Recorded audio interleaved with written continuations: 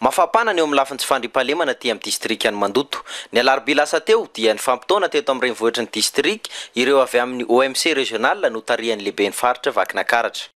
Ny antony dia rahantsika malala tsara fa dia somary mafapana ihany no raha ny aty amin'ny faritra Mandoto amin'izay tsy fandriam-pahalemana izay. Nefa na izany raha rahantsika nahita zao fa amin'iny commune Anjomara Martina sy ny manodidina zay isany vaivay tamin'ny fotoanany dia efa mba azo lazaina ihany zay fa efa mba somary nangatsitsika kely tao. Misy nefa ny amin'ireo faritra hafa atao anatin'ny distrika Mandoto ihany koa dia mbola somary enjakenjana ihany ohatra ny any Ambatosipiana sy ny sisa rahantsika nafantatra izay indrindra no antony nanaovana an'izao fivoriana eo anivon'ny faritra ny andinihana ny fandriam-pahalemana ato anatin'ny faritra Vakinakaratra natao taty amin'ny distrikan'ny Mandoto izay.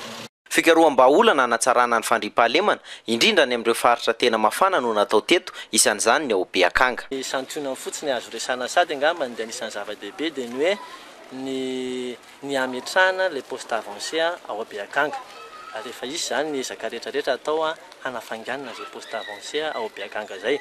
Misy ihany koa no atsika ho any Akisiramena misy ihany koa ny fametrahana le dasy satria fantatsika efa anatin'ny kizo lalan'ny fanaovana asandahalo daholo izany rehetrarehetra zany dia ilaina ny famafizana izay zavatra zay.